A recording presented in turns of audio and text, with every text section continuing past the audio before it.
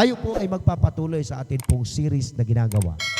At ang atin pong series na ginagawa, mga kapatid, ito po ay hango sa tunay na karanasan at pangyayari at nasusulat sa aklat po ng Apokalipsis 13. Na ito po ay mayroong bahagi sa kasaysayan ng atin pong sanglibutan.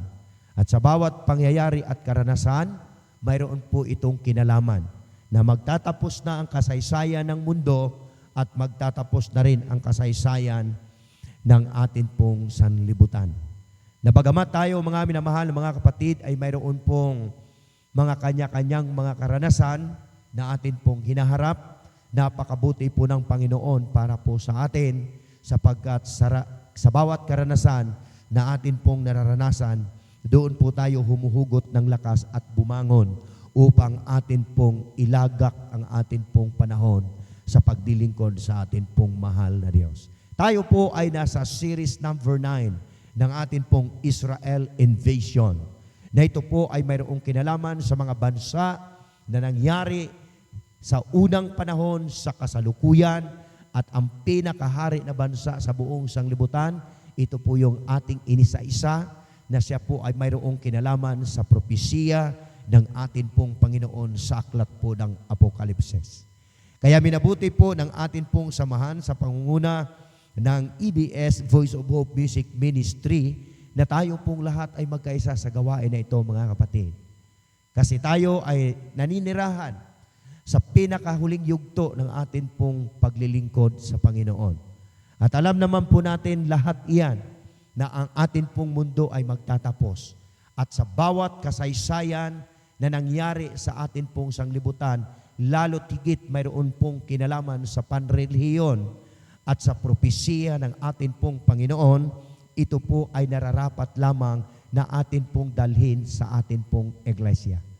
Ang mensahe po sa huling kapanahunan, the end time message, wala na pong ibang mensahe, kapatid, kundi ang three angels message. At ang mensahe po ng tatlong anghel ay mayroon pong kinalaman sa pangyayari sa atin pong kapanahunan. Kaya ang atin pong tinatalakay ay mayroong kinalaman sa pagbabalik ng atin pong Panginoon. Sa espiritual na literal, ganun din naman sa literal at espiritual na kalagayan. Katulad lamang po ng bansang Israel, siya po sa literal ay pinili ng Diyos, banal na bayan ng Diyos. At dito po sa ating tinatalakay, sa pambandang huli, tayo po ay nasa spiritual warfare. Sa spiritual na Israel, tayo po ay nakikipaglaban sa sanglibutang ito. At ayon po sa atin pong mga series na ginagawa, tayo po ay spiritual na mga Israel sapagkat tayo ay nasa binhi ni Abraham na si Abraham, diyan ang galing sa kanya ang lahi ng atin pong Panginoong Hesukristo. At sa bawat mamamayan, sa bawat bansa at ang buong sanglibutan, bawat personalidad na tumanggap sa atin pong Panginoon, tayo po ay binhi ni Abraham sa espiritual na kalagayan. Tayo po ay nasa Israel na kalagayan sa espiritual po natin na atin pong ginagawa. So, atin pong naunawaan, mga kapatid, wala po dapat tayong itapon sa atin pong mga pinag-aaralan sapagkat ito po ay mayroong bahagi sa atin pong paglilingkod. At atin pong natuklasan na ang pinakahari at ang pinakamalakas na bansa ngayon sa buong sanglibutan sa pamamagitan po ng kanyang influensya na tinatawag, maging literal at sa espiritual naman ay darating at darating tayo sapagkat atin po siyang inisa-isa. Atin muling balikan, mga kapatid, ha? Series number 9 tayo. Ang pag-usbong ng bansang Amerika, ito po ay hindi dahil sa sila ay mayroong isinakop o sa pamamagitan ng pananakop. Mayroon po tayong mga tinutuklas kung paano sila bumangon, paano sila naging kilala sa buong sanglibutan. At sa kanilang pagbangon, mga minamahal na mga kapatid, ito po ay hango sa tunay na kasaysayan. Kaya sa bawat banggit po natin ng bansa, kailangan ito po ay mayroong kinalaman sa kasaysayan ng ating sanglibutan.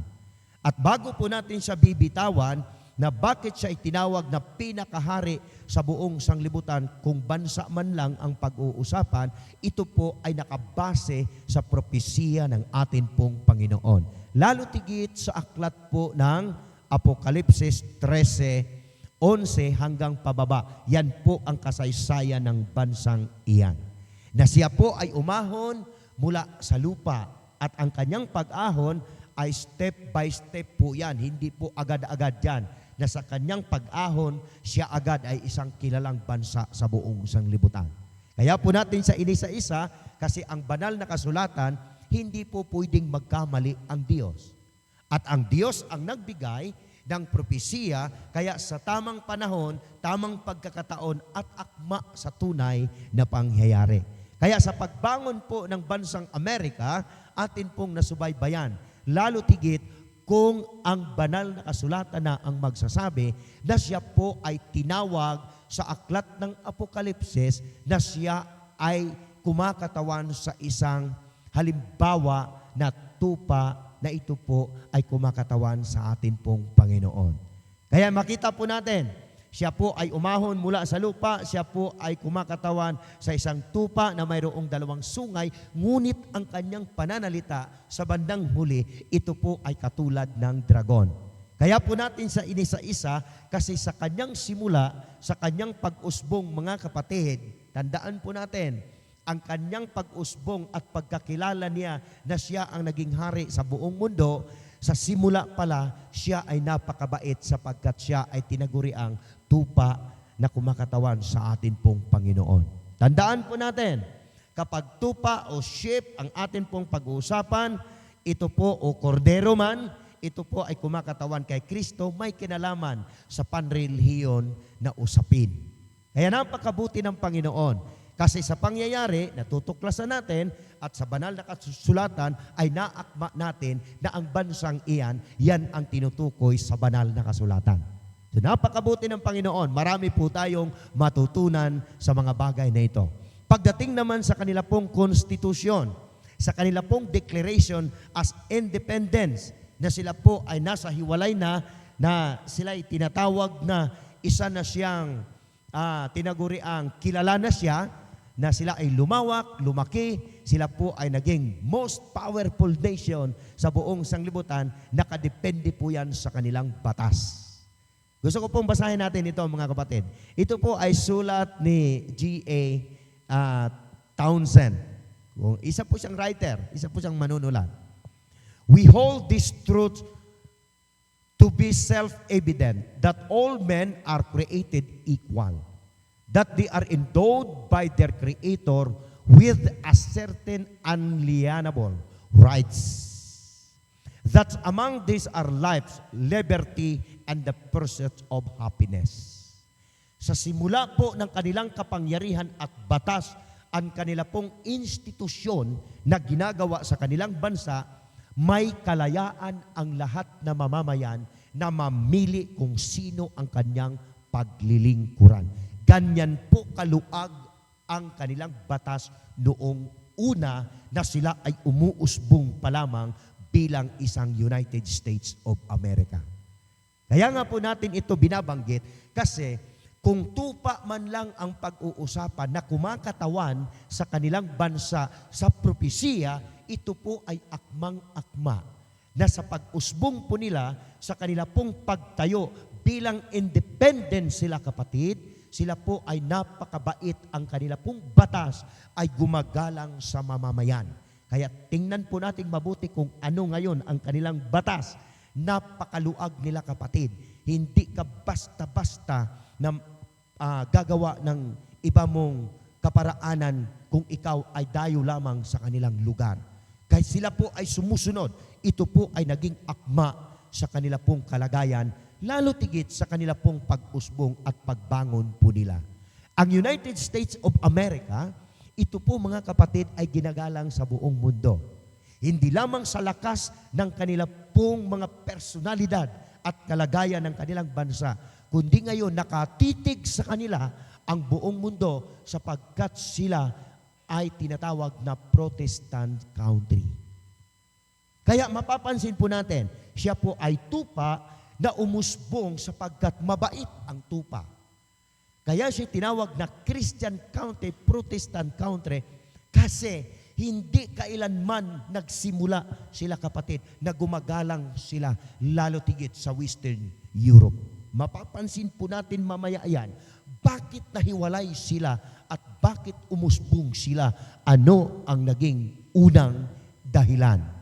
Kaya sa pagbabasa po natin ng banal na kasulatan, kailangan matuklasan po natin kung ito bang ating pinag-aaralan, ito ba ay tunay at hango sa tunay na pangyayari sa atin pong kapanahunan na sila nga ang the most powerful nation sa buong sanglibutan.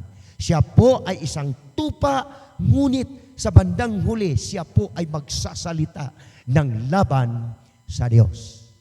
Kaya napakaganda ng propesya, mga kapatid, kasi siya po ay ginamit ng Panginoon para maalaman ng buong mundo na tayo ay nasa tunay na pananampalataya at paglilingkod.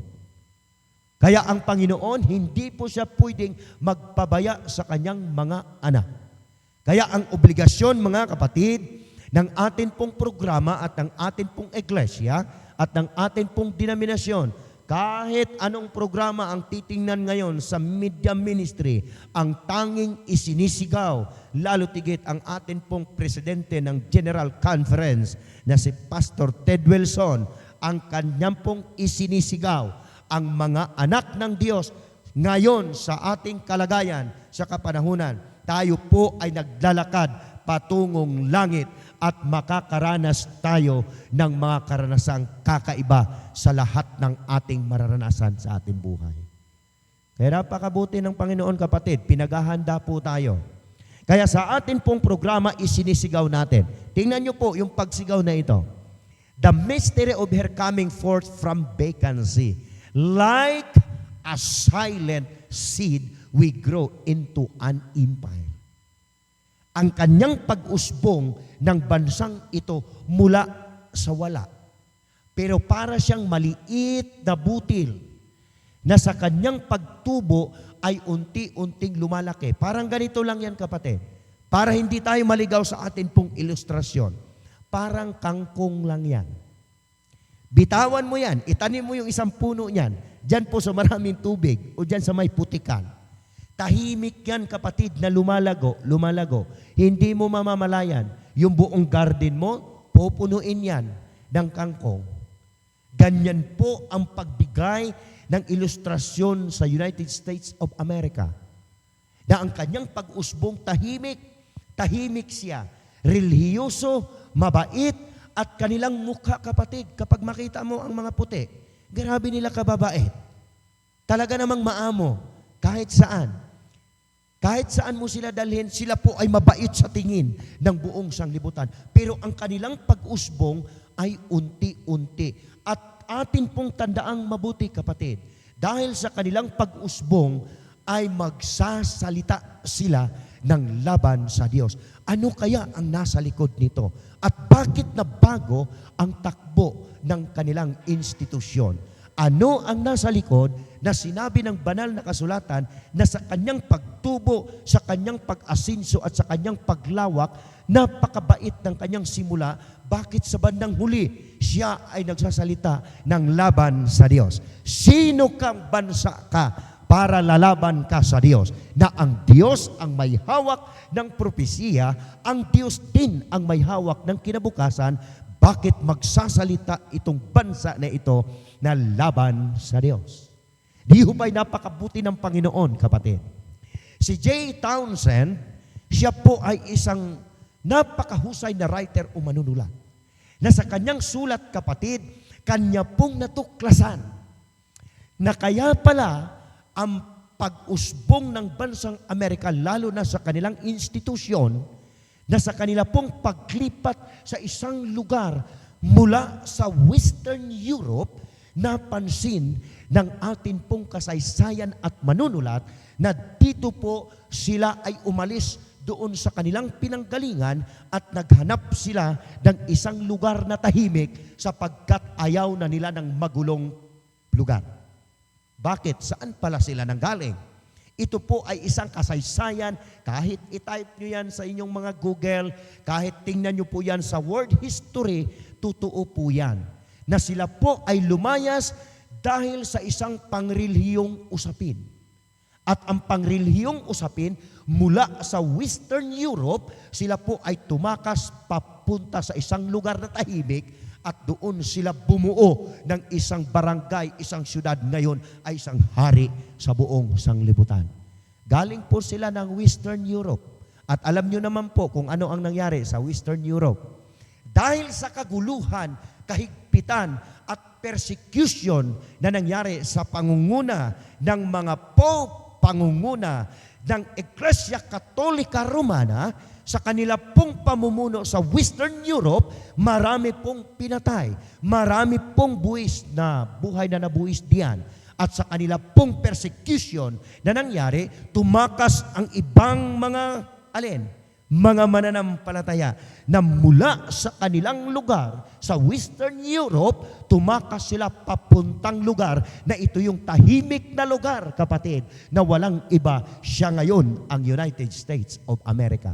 Kaya ang kanilang konstitusyon ay ayaw na nila na magpa-under sa konstitusyon ng panrelihiyon sa Western Europe sa pamunguna ng mga kapapahan, kaya sila'y umalis doon at nagtayo ng panibagong syudad na ang kanilang konstitusyon ay katulad sa pamamahala na napakabait na panrelihiyon na ito ay kumakatawan sa tupa na binabanggit sa aklat po ng Revelation 13. Napakabuti ng Panginoon, kapatid. Bakit? Ibinigay niya ang tunay na kasaysayan kung bakit nabuo ang United States of America. Pero tingnan po natin mabuti. Ayan, fled political and religious tyranny. Galing kasi sila doon sa isang lugar ng Western Europe na yan po ay puro patayan, puro takasan, puro bitayan, puro persecution ang nangyari. Kaya ang natira sa kanila, kunti.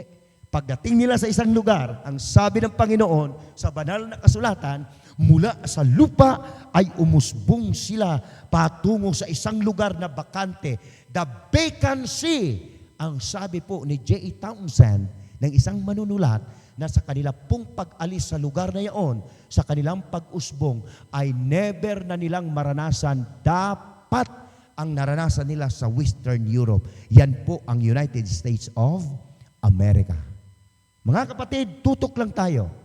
Sapagkat ang sa bawat kasaysayan, ito po ay mayroong kinalaman sa kalagayan ng panrelihiyon sa buong sanglibutan. Speaking of war, sila ngayon ang pinakamalakas. Pero pagdating sa panrelihiyon, kapatid, tandaan natin, mayroong nasa likod niyan. Bakit? Madali silang magsalita katulad ng dragon na ito po ay laban sa Diyos. Bigyan ko po kayo ng sample, kapatid. Ang atin pong kinukuha ang pagiging tupa ng Amerika. Sa series number 10, mabubuksan natin ang kanyang pagiging dragon.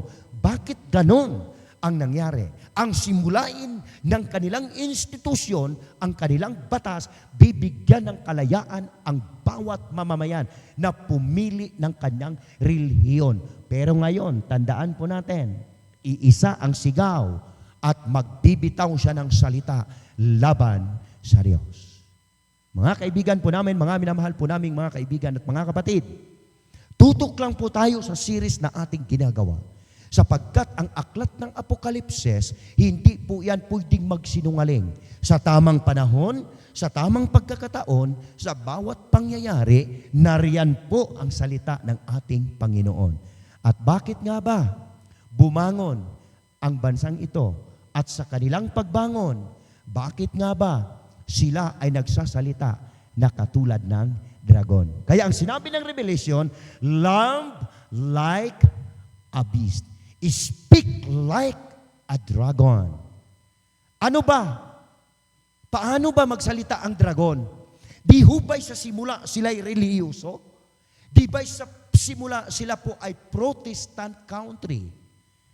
Pero siya'y magsasalita na katulad ng dragon. Yan ba ay literal na pagsasalita na katulad ng dragon? Paano ba magsalita ang dragon? At ano ba ang mga sinasabi ng dragon? Bakit ang bansang ito, siya ngayon ang magsasalita ng katulad ng dragon? Tandaan po natin, hindi siya literal na magsasalita katulad ng dragon, kundi ang kanyang institusyon, ang kanyang batas ay magiging katulad ng dragon na siya ang magsasalita laban sa Diyos. Mga minamahal na mga kaibigan po naming mga kapatid, open po ang ating comment section. Malaya po kayong magsalita, malaya kayong mag-message, karagdagan kung anuman ang mayroong pagkakamali sa propesya ng Panginoon. Pero ingatan po natin kapatid, bago bibitawan ang pananalita ng Diyos, yan po ay takma at akmang-akma sa panahon at pangyayari. At ang Diyos kailanman, hindi po siya pwedeng magkamali. Mamayang hapon, kapatid, buksan niyo muli ang inyo pong mga telebisyon, lahat po ng inyong mga cellphone. Ang atin pong live na ginagawa, buksan niyo po mga kapatid. I-like and share natin sa buong mundo sapagkat ang propesya ng Panginoon, itong ngayon ang pinakahuling yugto ng sigaw ng buong mundo. The loud cry of truth. Yung katotohanan, kailangan mo nang isigaw. Matatapos na ang ating sanglibutan. Kumustahin natin ang atin pong eklesya. Especially ang atin pong relasyon sa Diyos. Tandaan po natin, ang sabi ng Revelation 13, marami ang magsisamba sa hayop kasi hindi nila alam ang kasaysayan ng hayop. Marami ang tatangkilik sa hayop dahil hindi nila lubusang alam kung ano ang karakter ng hayop. Kaya ang atin pong pinag-aaralan dito kapatid, tingnan nating mabuti kung ano ang karakter ng United States of America at kung ano ang magiging karakter ng Vatican City sapagkat sa bandang huli, sila po ay muling magsasanib at magsasama. Ito yung tinatawag na states and religion combined. Mga minamahal na mga kapatid, ang magsasalita ng katulad ng dragon ay ang United States of America. Wala siyang ibang sasabihin, kundi hihikayatin ang buong mundo na ipapasamba tayo doon sa isang nasa likod sa Kanya sapagkat ito ang gagamitin ng kaaway. Kung kaya niyang magdikta ngayon sa buong mundo sa pamamagitan ng kanilang lakas, kayang-kaya niyang magdikta kapag pangrelihiyon na ang pag-uusapan sapagkat nasa kanila ang pinakamalakas na kapangyarihan maging sa literal at espiritual kapatid. Nariyan sila sa ating kapanahunan. Kaya ang end time message natin, huwag po ninyong kaligtaan. Magmasid, sumunod lamang tayo, makinig tayo sa bawat sandali na atin pong pinag-aaralan at tinutuklas upang mahanda ang atin pong mga sarili sa pagbalik ng atin pong Panginoon. Last, mga minamahal na mga kapatid, ang gawain po ng Iglesia ng Imus Valley Church, ito po ay naka-live, ito po ay laging naka-play sa iba't ibang lugar. Kahit saan man kayo naroon na narating ng atin pong mga tinig, ang katotohanan, mananatili at babangon ang katotohanan sapagkat ito ay ibinigay ng Diyos para po sa atin. Huwag niyo pong kalimutan ang atin pong series number 10, mamayang hapon, muli ko po kayong inaanyayahan sa atin pong gawain na ito dito sa ating media ministry. Ito po ang ating dalangin sa pangalan ng atin pong Panginoong Jesus.